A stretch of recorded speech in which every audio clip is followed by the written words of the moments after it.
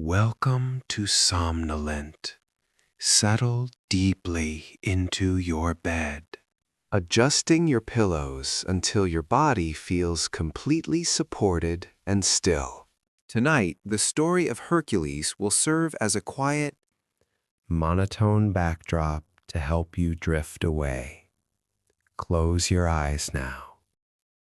This heavy silence is not an empty void, but a vast, cooling space where the ancient world begins to breathe through the darkness. Imagine the air of Boeotia, heavy with the scent of pine and crushed thyme, cooling as the sun sinks beneath the jagged horizon of the Cithaeron Mountains. Above, the sky is not merely a dark canopy, but a deep velvet expanse where the stars appear like scattered diamonds, fixed in their eternal and slow-moving dance. These are the same constellations that watched over the city of Thebes thousands of years ago, when the walls of the citadel were still young and the gods felt close enough to touch in the cool evening breeze. In the heart of this city, within the quiet stone halls of the house of Perseus, lives Alcmene. She is a woman of quiet strength and unparalleled grace, the daughter of Electryon and the granddaughter of the great hero Perseus, carrying in her veins the legacy of those who walked between the worlds of mortals and immortals. Her presence is like the calm surface of a deep well, reflecting the dignity of her royal lineage and the ancient stories of her ancestors, who once rode the winds and conquered impossible monsters. High above the mountain peaks, where the thin air shimmers with divine presence, Zeus watches with an intensity that transcends the understanding of men. He looks down through the layers of clouds, his gaze fixed upon the mortal woman whose beauty and spirit rival the coming dawn. To the king of the gods, the passage of time is a fluid thing, a stream that can be slowed, stretched, or diverted by a mere thought. He desires more than a fleeting moment. He seeks to weave his own essence into the lineage of men, to father a protector who will one day bridge the gap between earth and sky. On the night of the hero's conception, Zeus commands the sun god, Helios, to remain beneath the earth, unyoking his golden chariot and letting the darkness persist across the Mediterranean. He instructs the moon to linger in its silver path, stretching one single night into the length of 3, creating a darkness so profound and prolonged that the world seems to hold its breath in a state of suspended animation. The shadows in the gardens of Thebes grow long and soft, the dew remains frozen on the grass, and the birds stay silent in their nests, waiting for a morning that refuses to arrive. This artificial stillness provides the shroud for divine interference, a manipulation of the natural order that ripples through the very structural integrity of the cosmos. But this silence is not peaceful for everyone. High on the golden throne of Olympus, Hera, the queen of the heavens, feels the shift in the universal rhythm.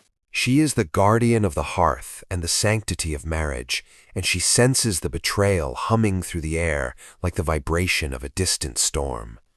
Her resentment is not a sudden spark, but a cold, enduring frost that begins to settle over the plains of Greece. She looks down at the city of Thebes with eyes that see through the thickest darkness, watching the slow, heavy movement of the threefold night. Her anger is patient, woven into the very stars that wheel slowly overhead, a silent promise that the child born of this union will know no rest. The atmosphere of the city becomes charged with this unseen tension, a mixture of divine longing and celestial wrath that hangs over the palace rooftops like a heavy mist. The blood of Perseus flows through Alcmene as a physical weight of history, a connection to the Gorgon slayer and the divine protection of Athena. The halls of her home are filled with the scent of olive oil lamps and the soft rustle of linen, yet tonight everything feels amplified and strange. The architecture of Thebes, with its massive stone blocks and narrow gateways, seems to pulse with a low, rhythmic vibration, acknowledging the presence of a power that walks among the shadows. Every leaf in the sacred groves remains perfectly still, as if the wind itself has been commanded to sleep, while the foundations of a legend are laid in the quiet dark.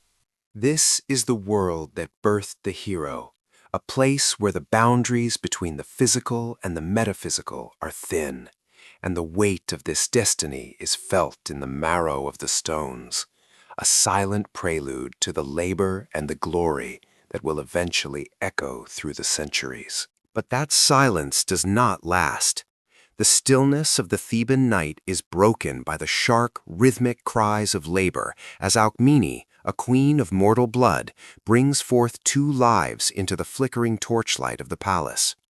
One child, Iphicles, carries the steady, predictable pulse of his father Amphitryon.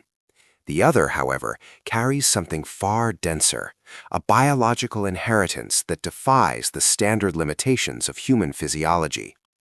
From the moment of his first breath, the child known then as Alcides, later to be called Hercules, exhibits a muscular composition that modern biology would categorize as a radical anomaly. His bone structure possesses a mineral density nearly triple that of a normal infant, providing a rigid framework for tendons that function more like braided steel cables than organic tissue. This is not merely the grace of the gods, it is a profound physical recalibration of what a human frame can endure. Even at rest, his metabolic rate is accelerated, fueled by a cellular efficiency that converts every ounce of sustenance into raw, explosive power. He is a biological furnace wrapped in the soft skin of a newborn. While the palace eventually settles back into a guarded quiet, the watchful eyes of Olympus do not close. Hera, the queen of the gods, views this infant not as a miracle, but as a living monument to her husband's infidelity. She does not send an army or a bolt of lightning. She sends two serpents, their scales shimmering with a dull metallic luster as they slide across the cold stone floor of the nursery. They are silent predators, moving toward the hollowed-out bronze shield that serves as a makeshift cradle for the two brothers. When the snakes crest the edge of the metal, Iphicles reacts with the instinct of a mortal, a shrill cry of terror that brings the guards and parents running through the darkened corridors.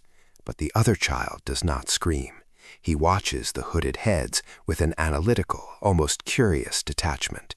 As the serpents strike, the infant's hands move with a speed that exceeds the visual threshold of the human eye. There is no struggle, no frantic flailing. There is only a steady, crushing pressure. When Amphitryon bursts into the room with a drawn sword, he finds the child sitting upright, holding a dead serpent in each fist. The predators have been reduced to limp cords, their spines shattered by a grip that should not yet have the strength to hold a spoon. This is the first recorded instance of his reflexive combat capability, a baseline of calm violence that will define his path. As the child matures into a young man, his development moves from the instinctual to the structured, managed through a rigorous curriculum designed by the finest minds and strongest hands of Greece. His education is documented as a series of specialized modules. In the discipline of wrestling, he is instructed by Autolycus, whose focus is on the leverage of the skeletal system and the exploitation of an opponent's center of gravity. Hercules demonstrates an innate understanding of physics, though his primary challenge remains the modulation of his own force to avoid lethal injury to his sparring partners. His training in archery is overseen by Eurytus, focusing on the mechanics of the composed bow and the trajectory of the projectile over varying distances. Here, his superior visual acuity and steady hand allow for a degree of precision that borders on the mathematical. However, the academic record notes a significant friction in his musical studies. Under the tutelage of Linus, Hercules is tasked with mastering the lyre. This requires a level of fine motor control and patience that clashes with his volatile temperament. The curriculum ends abruptly when Linus attempts to discipline the boy for a technical error. Hercules, reacting to the physical provocation, strikes his tutor with the instrument. The force of the blow is catastrophic, resulting in the immediate death of Linus. The mountain air of Cithaeron did more than just fill his lungs. It hardened his resolve and tempered the raw, unrefined power that had surged through him as a youth. In the isolation of the highlands, the boy who had struggled with the constraints of a traditional classroom blossomed into a figure of terrifying physical presence. It was here, among the jagged crags and the shadows of the wild beasts, that the mythic hero truly began to take shape. He was no longer just a son of Zeus in name, but a force of nature in his own right. By the time he reached his 18th year, he stood as a mountain of a man, possessing a stature that commanded the attention of both gods and mortals. His eyes burned with a light that suggested a lineage far beyond the earth, and his muscles were honed by years of wrestling the elements. His first great achievement, the slaying of the fierce Cythereonian lion, served as a declaration to the world. He did not merely hunt the beast, he mastered it. When he returned to the cities of men, he came draped in the hide of the predator, the lion's head serving as a helmet that framed his own determined face. This act of bravery brought him more than just fame. It brought him a place in the heart of the city of Thebes. As a reward for his service in defending the city, he was given the hand of the princess Megara. For a fleeting moment in a life defined by struggle, it seemed that the stormy destiny promised by his birth might actually settle into a quiet life of domestic peace. They had children, and the halls of their home echoed with a laughter that Hercules had never known in his own disjointed upbringing. He was a husband, a father, and a protector, finding a sense of belonging that had always eluded him. But high above, the gaze of the heavens remained cold and unforgiving. Hera had not forgotten the perceived insult of his existence. To the queen of the gods, Hercules was a living monument to her husband's infidelity, a walking scar on her divine pride. She watched his happiness not with indifference, but with a calculated, simmering rage. She did not want him dead. Death was a mercy that would end his suffering too quickly. She wanted him broken. She wanted him to be the very instrument of his own destruction, to lose everything he had built with his own two hands. As Hercules sat within the warmth of his home, Hera reached down through the layers of the sky, weaving a thick, suffocating fog into the corners of his mind. It began as a subtle flicker, a shadow at the edge of his vision that should not have been there. Then the sounds of his world began to distort. The innocent laughter of his children began to sound like the hissing of serpents. The familiar warmth of his hearth began to feel like the scorching, oppressive heat of an enemy's forge. The air grew heavy with a metallic scent, and the walls of his home seemed to pulse with an unseen threat. The onset of the madness was slow, then terrifyingly total. In a sudden, violent rupture of reality, Hercules no longer saw his family. Through the warped lens of Hera's curse, he saw monsters. He saw the offspring of giants and the agents of his enemies closing in on him from the shadows of his own living room. Driven by a desperate, frantic need to protect his home from these perceived demons, he struck out with the full force of his legendary strength. The power that had once been used to slay lions and defend the weak was now turned against the ones he loved most. It was a whirlwind of motion, a blur of bronze and bone. In the grip of the divine fever, he was a machine of war, oblivious to the cries of his own blood. When the red mist finally cleared and the fog lifted from his mind, the silence that followed was more deafening than any battle cry. He stood alone in the center of the room, his hands stained with a darkness that no water could ever wash away. The realization did not hit him all at once. It arrived in waves of sickening clarity as his eyes adjusted to the grisly truth of the floor beneath him. The monsters were gone, and in their place lay the broken forms of his wife and children. The hero who had conquered the mountain was now a prisoner of his own soul. He had been the hunter and the predator, and the casualties were his own heart. The grief that followed was not the loud, wailing lamentation of a common man. It was a heavy, crushing weight that seemed to bend his very spirit. He withdrew from the light of the sun, seeking the deepest shadows of his own shame. But the blood called out from the earth, and the gods demanded an accounting for the lives taken, even if the hand that took them was guided by another. There was no peace to be found in the cities of men, and no comfort in the silence of the wilderness. He was a man divided, haunted by the ghosts of his own making, unable to look at his own reflection without seeing the monster he had become. Guided by a desperate need for some form of absolution, he turned his feet toward the north. He began a long, solitary journey toward the slopes of Mount Parnassus. The path was long and punishing, a physical manifestation of the penance he felt he deserved. He walked through heat that cracked the earth beneath his sandals, his throat parched, his eyes fixed on the horizon with a vacant, hollow stare. He was no longer the proud warrior in the lion skin. He was a supplicant, stripped of his ego, seeking a voice that could tell him how to live with the unlivable. The climb toward the heights of Delphi was steep and grueling. The air grew thin and cold, and the landscape turned into a jagged expanse of limestone and graystone. Here, at the navel of the world, the wind seemed to carry the whispers of the ancient ones. He passed the sacred springs, his shadow stretching long and thin against the white dust of the road. Every step was a heavy heartbeat, a reminder of the life he had left behind. He finally reached the sanctuary where the Pythia sat, the woman through whom the gods spoke. The air inside the temple was thick with the scent of burning laurel and the sulphurous vapors rising from the deep fissures of the mountain.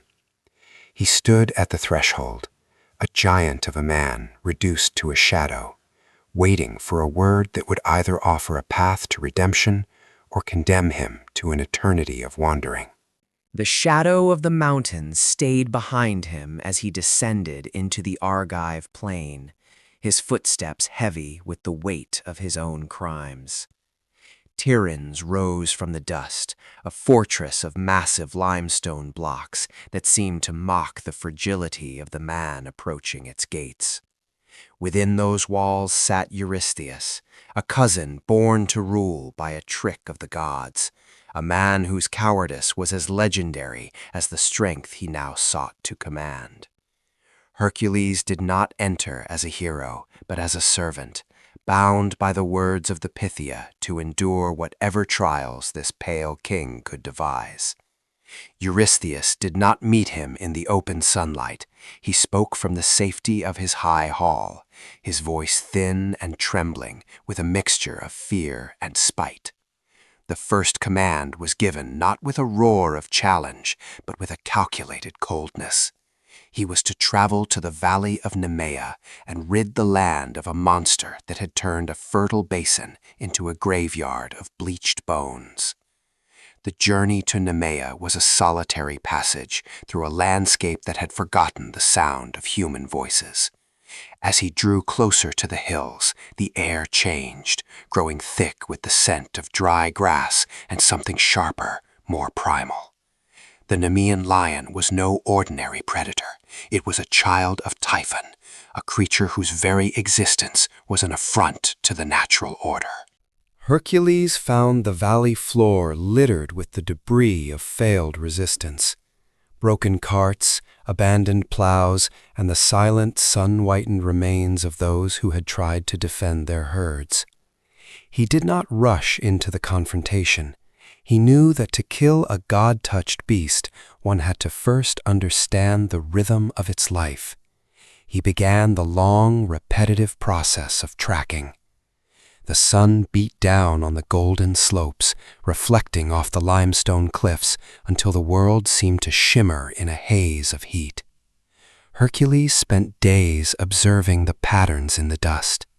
He noted the way the tall grass bent under a weight far greater than any bull's, He followed the dark smears of dried blood on the jagged rocks, tracing the path the lion took back to its twin-mouthed cave.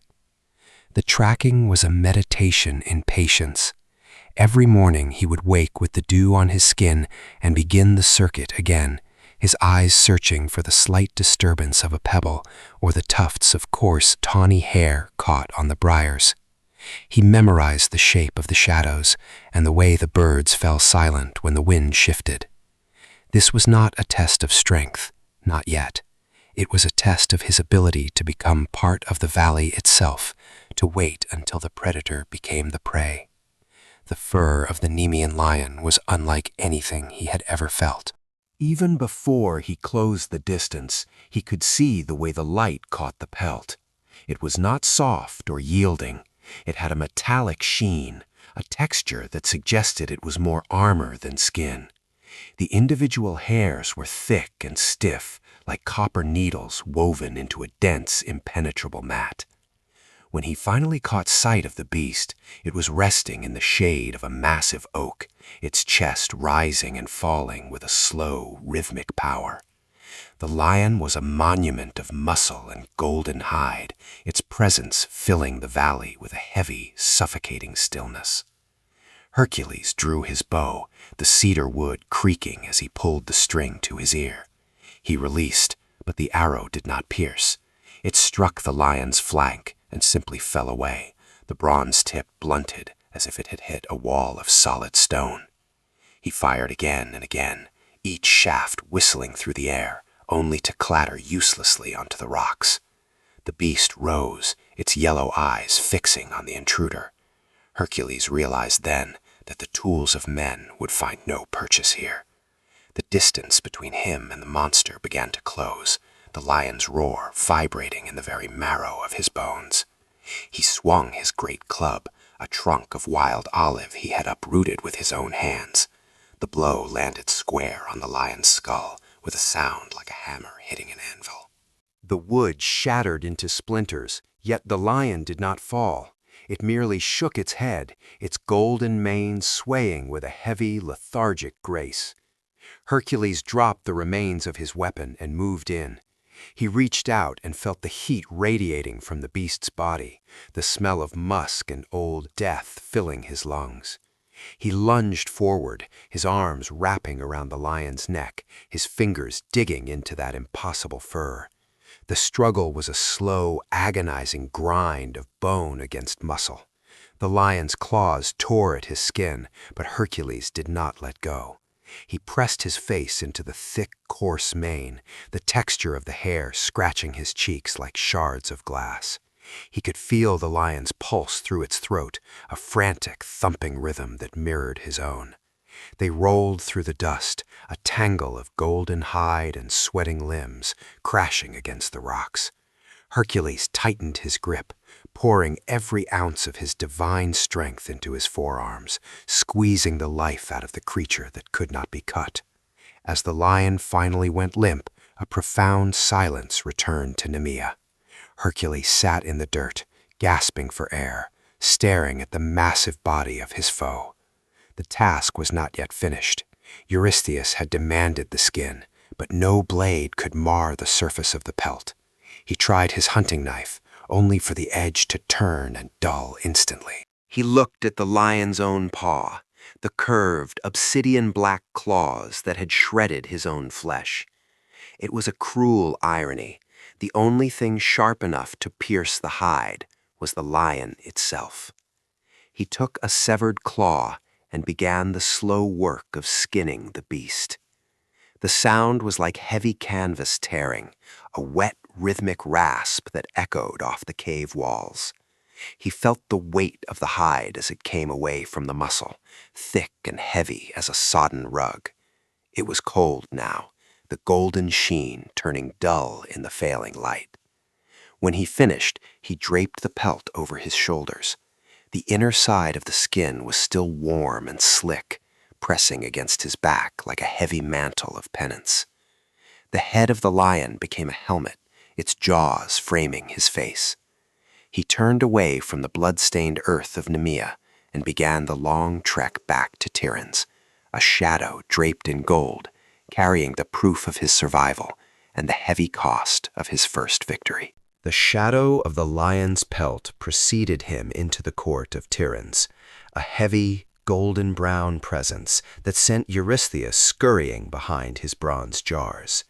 The king had hoped the beast would break the hero, but instead it had armored him.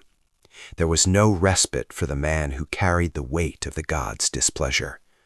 Before the dust of the Nemean road could be washed from his feet, the second command was issued. Hercules was to travel south toward the coastal lowlands of Lerna. This was not a place of sun-drenched hills or open forests. It was a stagnant world of reeds and dark, shallow pools, where the air itself felt heavy with the scent of rot. Somewhere within these shifting waters lived the Hydra, a creature born of the giants, a nightmare of multiple heads and poisonous blood. The journey to Lerna was a descent into a gray, airless landscape. He brought with him his nephew, Iolaus, the two of them moving through the thickets where the path vanished into the mud. The swamp was a maze of tall grass and treacherous pits, hidden beneath blankets of thick, low-hanging mist. The silence here was unnatural, broken only by the occasional bubble of gas rising from the depths. They found the creature's lair near the spring of Amymone, a deep, sunless cavern. To draw the beast out, Hercules fired flaming arrows into the darkness, watching the sparks disappear into the gloom. Then, the water began to churn. Out of the murk rose the Hydra, its many necks swaying like tall, sinuous trees. The stench was overwhelming, a toxic vapor that could kill a man with a single breath. Hercules wrapped a cloth around his mouth and nose, stepping forward with his club raised. The battle was a chaos of snapping jaws and thrashing tails. Each time Hercules swung his club, crushing one of the serpentine heads, two more erupted from the bloody stump, faster and more aggressive than the one they replaced. The hero found himself caught in a cycle of impossible repetition. It was a war of attrition where every victory birthed a double defeat. Amidst the fray, Hera, watching from the heights of the peaks, sent a giant crab to nip at the hero's heels, a petty distraction designed to tip the scales toward his death. He crushed the crustacean beneath his heel, but the Hydra remained. It was Iolaus who saw the solution. As Hercules smashed ahead, the boy applied a burning torch to the raw flesh, searing the wound shut before the new heads could sprout. One by one, the necks were cauterized, the hissing of steam mingling with the screams of the dying monster. Finally, only the central head remained, the one that could not die. With a final massive blow, Hercules severed it and buried it deep beneath a heavy rock on the road to Elaeus, where it would remain trapped for eternity. Before leaving, he dipped his arrows into the Hydra's black acidic bile, a dark gift that would make his quiver a source of certain death. But Eurystheus would not count the labor. He claimed that because Iolaus had assisted with the fire, the work was not Hercules's alone. The pale king looked for a different way to drain the hero's spirit. The first two labors had been tests of raw strength and lethal combat. The third would be a test of endurance and restraint. He was sent to capture the Ceryneian hind. This was no monster to be slain. It was a creature of ethereal beauty, sacred to Artemis, the goddess of the hunt. It had antlers of pure gold and hooves of unyielding bronze, and it was said to be so swift that it could outrun an arrow in flight. Hercules found the tracks of the hind in the high meadows of Arcadia. For a man accustomed to the sudden violence of war, the quiet of the hunt was a different kind of burden. He could not harm the animal, for to spill its blood would be to invite the wrath of the gods. He could only follow. The chase led him through the silver forests and over the craggy peaks of the Peloponnese.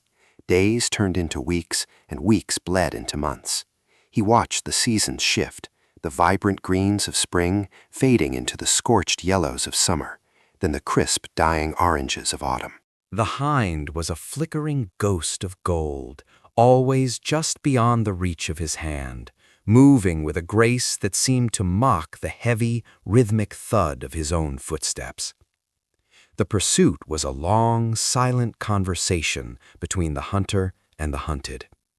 He followed her through the snow-choked passes of the north, even reaching the distant lands where the sun never sets. His muscles ached with a fatigue that no sleep could cure.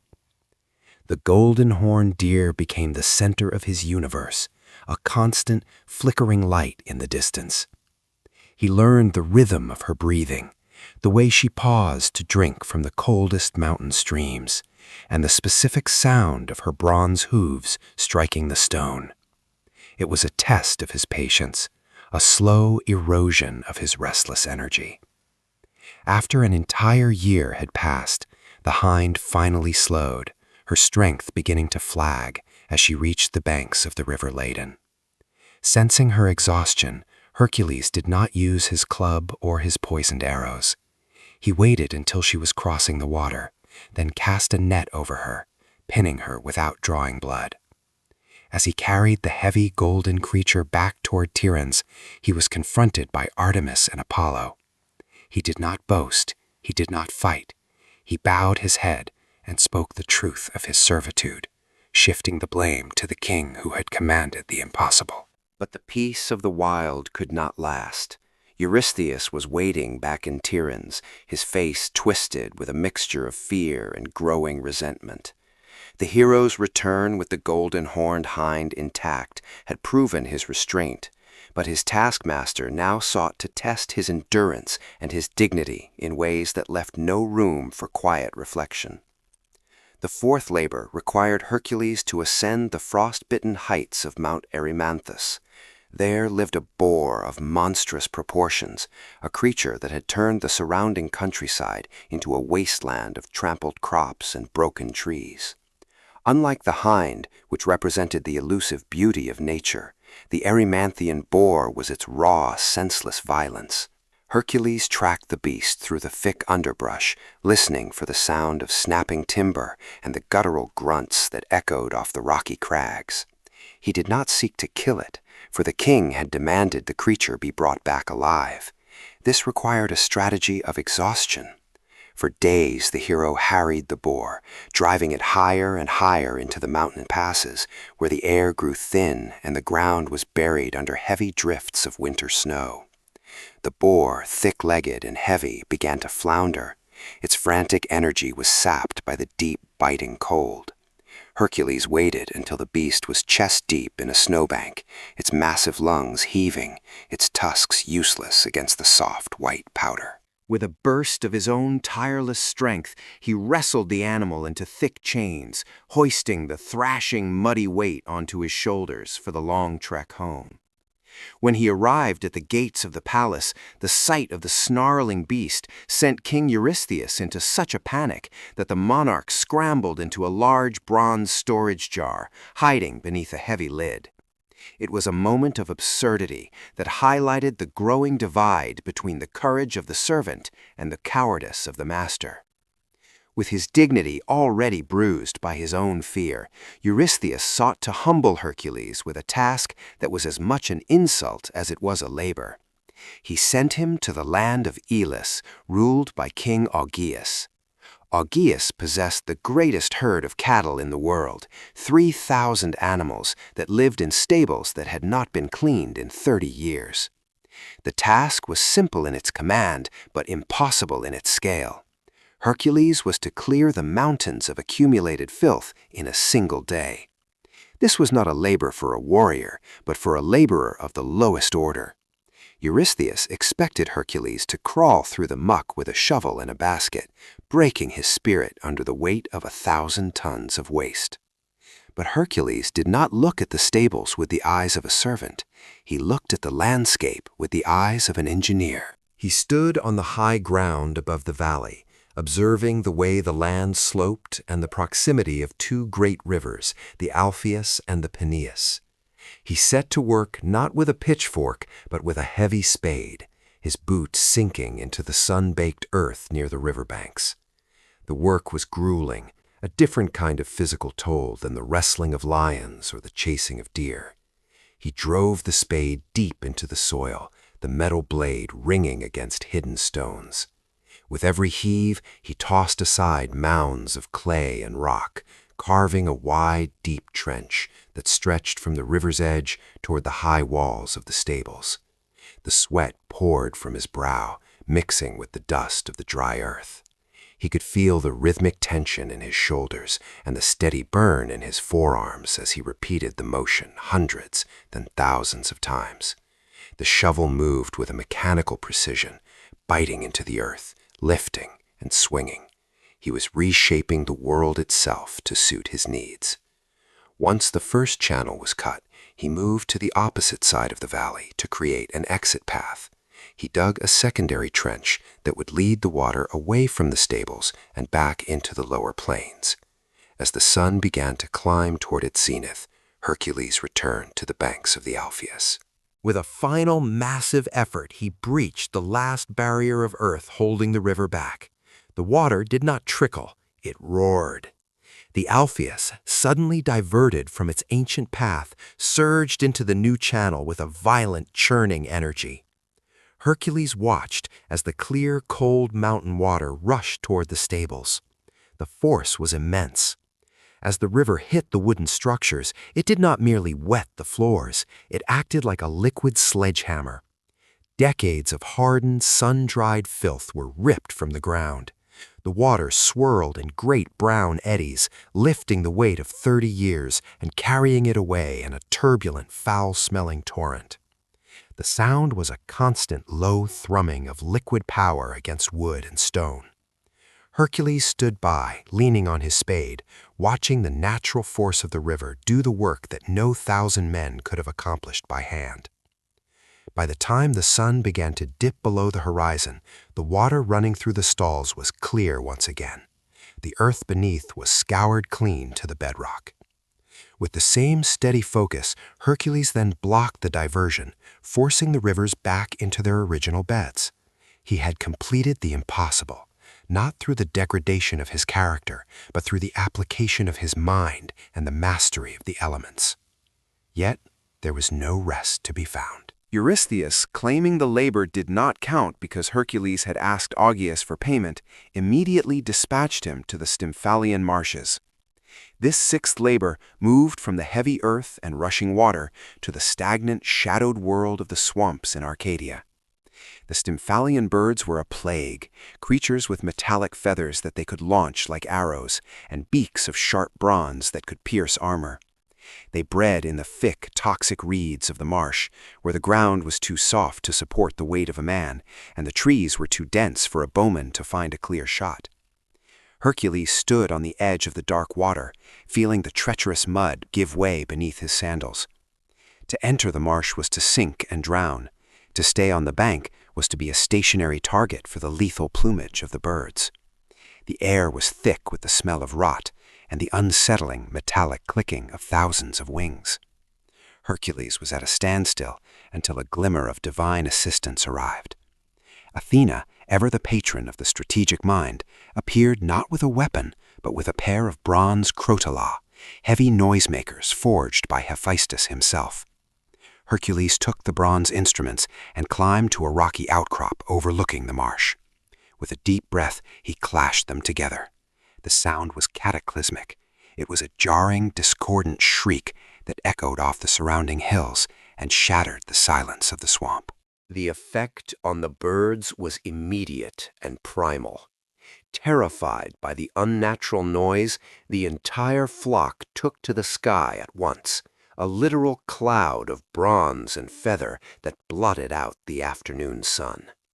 As they rose into the clear air, they were no longer protected by the reeds or the shadows. Hercules dropped the clappers and reached for his bow. His movements were a blur of practiced lethality. Arrow after arrow left the string, whistling through the air to find their marks. The metallic birds fell from the sky like heavy hailstones, splashing into the dark waters below. Those that were not struck fled in a frantic, scattered mass, soaring across the sea to the island of Ares, never to haunt the marshes of Greece again. As the last of the bronze feathers drifted to the ground, Hercules stood in the sudden silence, the sixth of his great burdens, lifted. The weight of that knowledge remained as he looked toward the southern horizon, where the island of Crete rose from the waves. His feet, calloused by the stones of the Peloponnese, now trod upon the softer sands of a land dominated by different scents and different shadows. To find the bull sent by Poseidon, he had to move through the dense thickets of the Cretan landscape, a place where the air hung heavy with the aroma of crushed herbs and sun-baked earth. He walked past the silver-green groves of the wild olive, their twisted trunks standing as silent witnesses to the passage of centuries.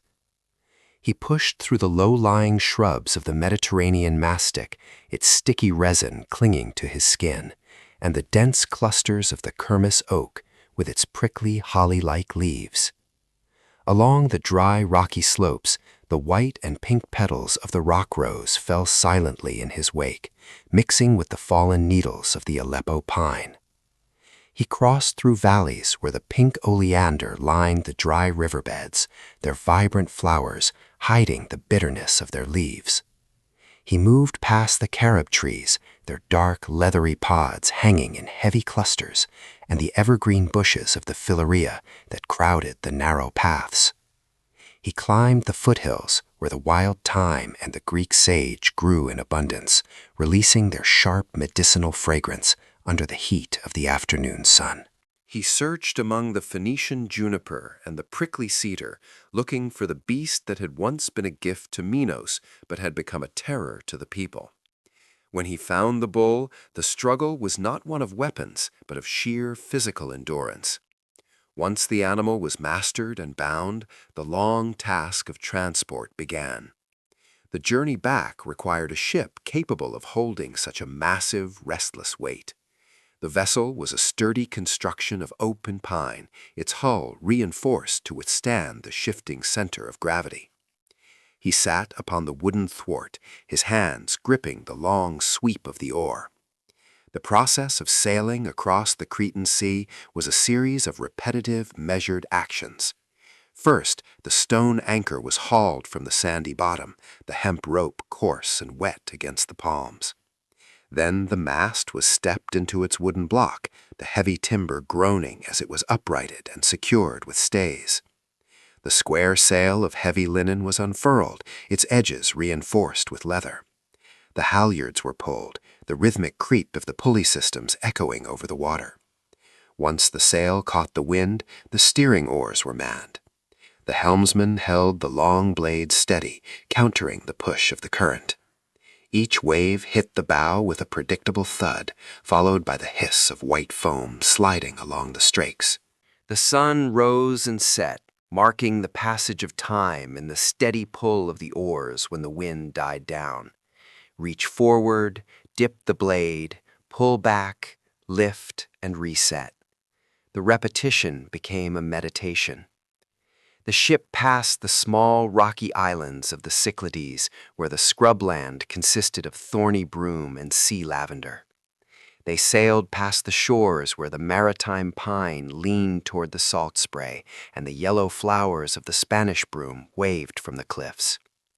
The bull remained a silent, heavy presence in the hold, the smell of its hide mixing with the brine and the scent of the cedar decking. Upon reaching the mainland and delivering the creature, there was no respite. The eighth command directed him north, far from the sun-drenched islands, to the colder, harsher climate of Thrace. The flora shifted as he traveled, the delicate herbs of the south giving way to the rugged vegetation of the north. He walked through forests of black pine and Grecian fir, where the ground was a soft carpet of decaying needles and moss. He passed through groves of European beech and oriental plane trees, their broad leaves casting deep, cool shadows. Along the riverbanks, he found the white willow and the black alder, their roots dipping into the rushing waters. The air here smelled of damp earth and wood smoke. He encountered the thickets of the common hawthorn and the wild blackthorn, their branches tangled and sharp. In the meadows, the grass was tall and green, interspersed with the yellow of the buttercup and the deep purple of the monkshood. He arrived at the stables of Diomedes, where the 4 mares were kept. These were not animals that grazed on the clover or the alfalfa of the fields, but creatures driven to a state of madness by a diet of human flesh. The struggle to capture them was a grim affair, ending only when the horses were fed the very man who had corrupted their nature. To bring them back to Tiryns, they had to be led onto a vessel once more. The journey south was a mirror of the journey north, yet burdened by a different kind of intensity. The sailing techniques remained the same, a mechanical cycle of labor that defined life on the Mediterranean. The crew would step the mast, tighten the shrouds, and lash the steering oars. They watched the coastline of the Thracian Sea, noting the transition from the dense forests of the north back toward the maquis shrubland of the central Aegean. They sailed past the shores of Thasos and Samothrace, where the hills were covered in wild strawberry trees and the dark green of the bay laurel. The repetitive motion of the oars continued through the long stretches of calm water. Forward, dip, pull, lift, reset. The wood of the oars grew smooth from the constant friction of the hands. The leather thole pins squeaked with every stroke, a sound that synchronized with the breathing of the rowers. They passed the headlands where the lentisk and the terebinth grew in the cracks of the limestone. They watched the changing colors of the water, from the deep indigo of the open sea to the pale turquoise of the shallows, where the seagrass meadows swayed beneath the surface. The mares stood in the center of the ship, their hooves clattering against the deckboards, their wild eyes watching the horizon. Hercules oversaw the tension of the ropes, ensuring the animals were secure against the rolling of the ship. He checked the fastenings of the sail, adjusting the brailing lines to catch the shifting breezes. He watched the coastline for the familiar sights of the Peloponnese, looking for the silver shimmer of the olive groves that marked his return. They passed the groves of the Valonia oak and the clusters of the white poplar. They saw the golden flowers of the prickly pear and the silver stalks of the giant fennel rising from the dry earth. The scent of the sea was constant, a mixture of salt, rotting kelp, and the clean, sharp smell of the wind. The ship moved past the capes where the wild rosemary and the lavender clung to the cliffs, sending their perfume out over the waves to meet the sailors.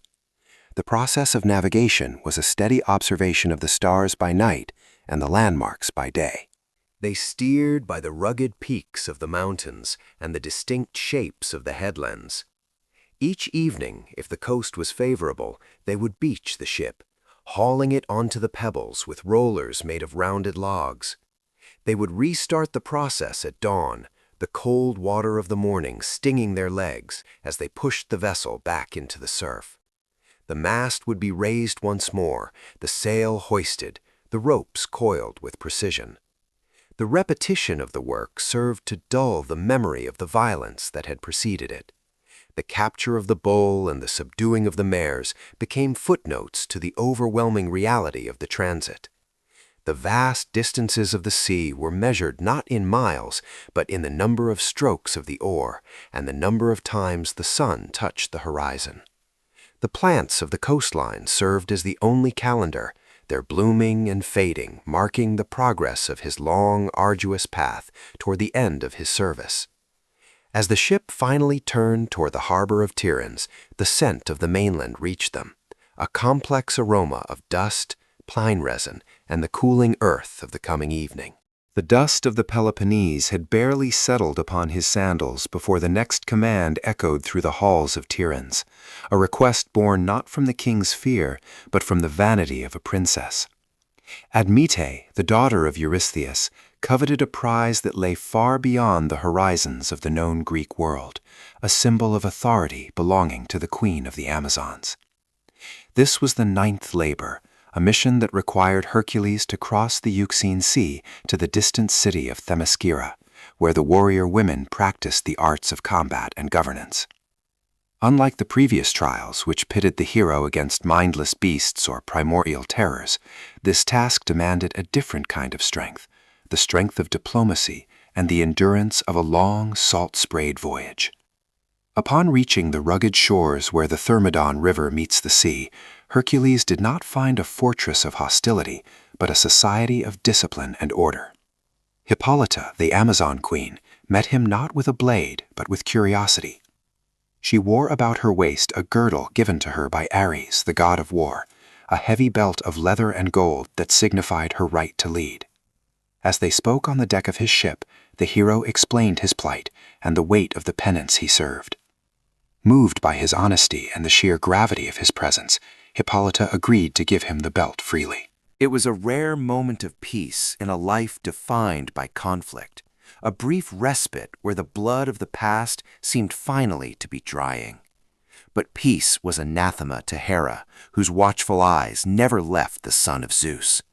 She descended among the Amazons, disguised as one of their own, spreading a venomous rumor that the strangers had come to kidnap their queen. The air, once still and cooperative, suddenly grew thick with the tension of impending violence.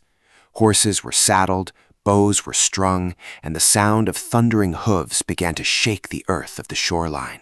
In the confusion and the rising dust of the charging cavalry, Hercules saw only betrayal. He believed Hippolyta had lured him into a trap, and in a tragic flash of reflexive violence, the queen who had offered him a gift was struck down by the very man she sought to help. The girdle was taken from her cooling body, a trophy stained with the blood of a misunderstanding that would haunt the hero's conscience long after the sails were set for home. The return to Tiryns provided no sanctuary. Eurystheus took the belt, but his greed was quickly replaced by a renewed desire to see Hercules broken by the sheer scale of the world. For the 10th labor, the king looked toward the setting sun, to the very edge of the earth, where the light of day fades into the eternal mists of the ocean. Hercules was commanded to fetch the cattle of Geryon, a task that required him to travel further west than any mortal had ever dared. The journey led him through the scorching expanse of Libya, a land where the earth itself seemed to crack under the weight of the heat. The Erytheian sun was not the gentle warmth of a Mediterranean spring, but a fierce, unrelenting tyrant that drained the moisture from his throat and the strength from his limbs. It was a steady, unchanging glare that offered no shade and no mercy. Driven to a point of divine frustration by the blistering rays, Hercules drew his bow and aimed an arrow at the sun itself, a defiant gesture against the celestial heat that plagued his every step. Helios, the sun god, looking down from his golden chariot, was struck not by anger, but by the sheer audacity of the man. In a gesture of respect for such unbreakable will, Helios granted the hero a massive golden cup, a vessel large enough to serve as a boat, allowing him to sail across the western waters toward the island of Erythea. As he reached the narrow passage where the Mediterranean meets the vast Atlantic, Hercules paused. Here, at the boundary of the civilized world, he raised two great mountains to mark the extent of his travels. These were the Pillars of Hercules, standing as sentinels at the edge of the abyss, a physical manifestation of his power etched into the geography of the earth. Beyond these gates lay Erythea, the red island, bathed in the permanent crimson glow of the setting sun. It was a place of strange colors and long shadows, where the grass was stained the color of rust, and the air tasted of salt and ancient stone. The cattle he sought were as red as the landscape, guarded by a nightmare of biology. First he encountered Orthrus, the two-headed hound, a brother to the Cerberus he would eventually face. The dog fell quickly to the hero's club, followed by the herdsman Eurytion. But the true master of the herd was Geryon, a giant of terrifying proportions. Geryon was not merely large, he was 3 men joined at the waist, possessing 3 heads, 6 arms, and 3 distinct torsos. He was a creature of biological redundancy, a warrior who could never be flanked and whose strength was tripled by his strange form. The battle on the red plains of Erythea was a grueling display of endurance. Hercules had to contend with a foe that could strike from 3 directions at once, a living wall of muscle and bronze. The Erythean sun hung low and heavy on the horizon, casting the shadows of the combatants across the island like long, dark fingers. Finally, with a well-aimed arrow dipped in the poisonous blood of the Hydra, Hercules pierced all 3 of Gerion's bodies with a single shot. The giant collapsed into the dust, and the silence that followed was broken only by the lowing of the red cattle and the distant crash of the Atlantic waves. The labor, however, was far from over. Collecting the prize was simple compared to the task of driving the herd back across the continents. Hercules had to guide the cattle through the wild territories of Iberia, across the rugged peaks of the Pyrenees, and down into the plains of Gaul. He traversed the length of Italy, facing thieves and giants who sought to steal the magnificent red beasts. In the hills of what would one day be Rome, a fire-breathing giant named Cacus stole part of the herd, dragging them backward into his cave to hide their tracks. But the cries of the stolen cattle reached the rest of the herd, and Hercules unearthed the monster, ending his life and reclaiming his prize. Every mile of the return journey was a battle against the elements and the constant threat of exhaustion. The hero moved with a steady, mechanical pace, his body a map of scars and sun-hardened skin. He swam the herd across the cold waters of the Ionian Sea, and when Hera sent a gadfly to scatter the animals in a final act of spite, he spent months trekking through the mountains of Thrace to gather them one by one. By the time the red cattle were finally brought before the gates of Terence, Hercules had walked the circumference of the known world. He had touched the eastern edges of the sea and the western gates of the sun. That distant peak was not merely a mountain of stone, but a challenge that required the hero to transcend the boundaries of the physical world and enter the spaces where the gods themselves hesitated to tread. The penultimate task sent him to the very edge of the evening, to the Garden of the Hesperides, where the sun sets in a final bloody flare against the western ocean. Here the daughters of the night tended to a tree of such singular beauty that its existence seemed a fever dream of the earth. These were the golden apples, born from the wedding of Hera and Zeus, and they were not fruit in any sense that a mortal might understand. Hercules stood at the perimeter of this sacred grove and watched the light catch the heavy, metallic weight of the branches. Each apple was a perfect sphere of solid, burnished gold, yet they hung with the lightness of a secret. To look upon them was to feel a strange pulling sensation in the chest, an ache for a permanence that no living man is permitted to possess. He observed the inventory of the garden with a quiet, focused intensity. There were apples the color of a dying star, their skin smooth and cold as polished bronze, reflecting the shifting purple of the twilight sky. Others were a pale, honeyed yellow, glowing with an internal warmth that seemed to pulse in time with the slowing heartbeat of the world. He saw fruit that bore the texture of hammered foil, crinkled and bright, and others that were so heavy with their own divine essence that the branches bowed low, nearly touching the silvered grass. The scent of the grove was not the smell of ripening orchards, but the scent of ozone, of ancient dust, and of the cold, metallic tang of the stars. Guarding this treasure was Ladon, the dragon of 100 heads, whose scales rattled like dry leaves in a winter wind, a sound that never ceased, a constant shifting hiss that filled the spaces between the trees. Hercules did not strike. Instead, he sought the counsel of Atlas, the Titan who bore the vault of the sky upon his massive shoulders. Standing there at the brink of the world, Hercules looked up at the man who held the weight of every cloud, every storm, and every constellation. The transition of the burden was a moment of absolute crushing silence. When Hercules took the sky upon his own back, he felt the true scale of his service. It was not a weight of stone, but a weight of infinite space, the heavy pressure of the dark vacuum and the burning friction of the sun's path. His bones groaned, a sound like a ship's hull twisting in a gale. He watched as Atlas walked with newfound lightness into the garden, the Titan's footsteps echoing like thunder against the soft earth. Atlas returned with the apples, their gold flashing against his weathered palms, 3 heavy globes of celestial fire that represented the immortality Hercules so desperately sought. The trickery that followed, the simple request for a pad for his shoulders, was the only way Hercules could return the sky to its rightful bearer and continue his journey, leaving the golden silence of the garden behind for the final, most terrible descent. The transition from the golden light of the Hesperides to the mouth of the cave at Taenarum was a shift from the peak of existence to its absolute basement.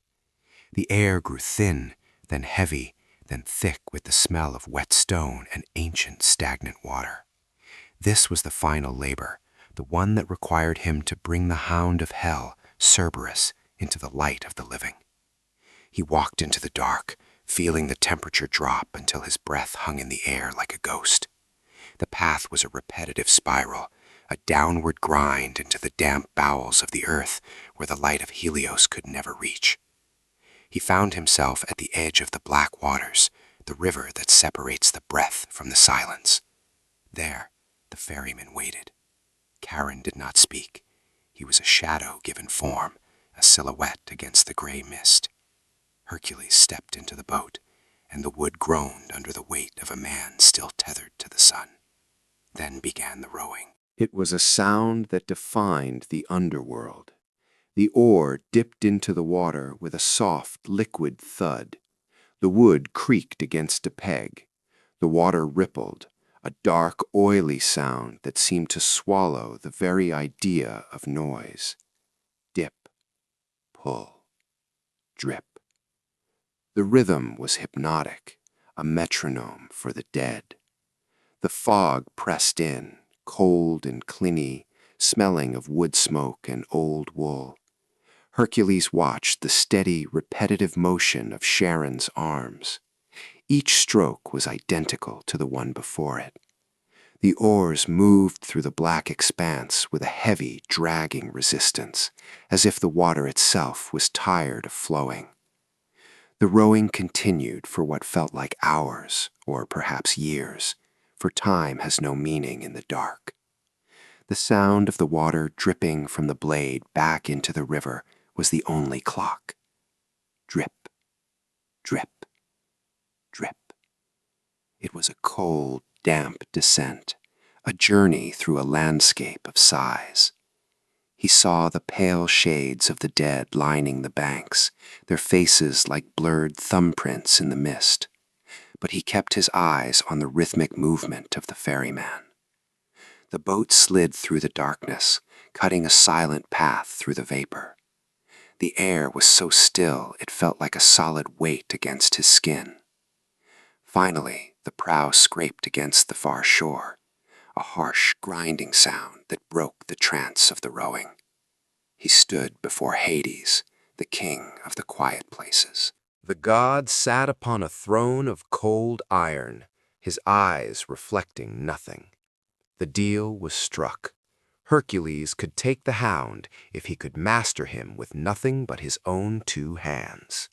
He found the beast at the gates of Acheron.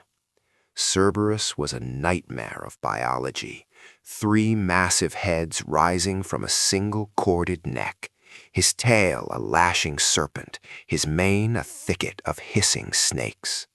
The struggle was not a battle of swords, but a raw, physical wrestling match with the concept of death itself. Hercules wrapped his massive arms around the primary throat, feeling the hot, sulphurous breath of the beast against his face. The 6 eyes of the dog rolled back, the snakes on its back snapping at the air, but the hero held fast. He felt the animal's strength begin to ebb, the frantic clawing at the earth slowing into a heavy, rhythmic heaving of the ribs. He dragged the beast back to the river, back to the boat, back through the repetitive, dripping silence of the rowing. The return journey was harder, the weight of the monster nearly swamping the narrow craft. Karen rowed with the same mechanical indifference, the oars cutting through the surface of the sticks with that same damp, heavy thud. When they finally broke into the upper world, the sunlight hit the hound's fur and caused the beast to howl, a sound so lonely and terrifying that it caused the nearby flowers to wither instantly. The saliva that fell from its snapping jaws hit the earth and birthed the poisonous aconite, a final gift from the dark. Hercules walked the path back to the court of Eurystheus for the last time. He did not run, nor did he boast.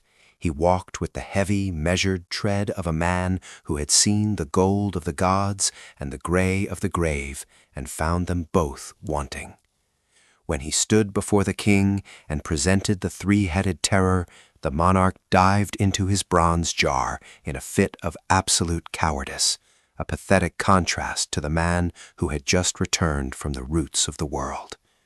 Hercules stood in the center of the hall, the chain of the hellhound in his hand, and realized that the service was finally over. The 12 tasks were complete. The debt was paid. The darkness did not claim him. Instead, the fire of Mount Ohida became the final crucible, a searing heat that burned away the last remnants of his mortal fatigue.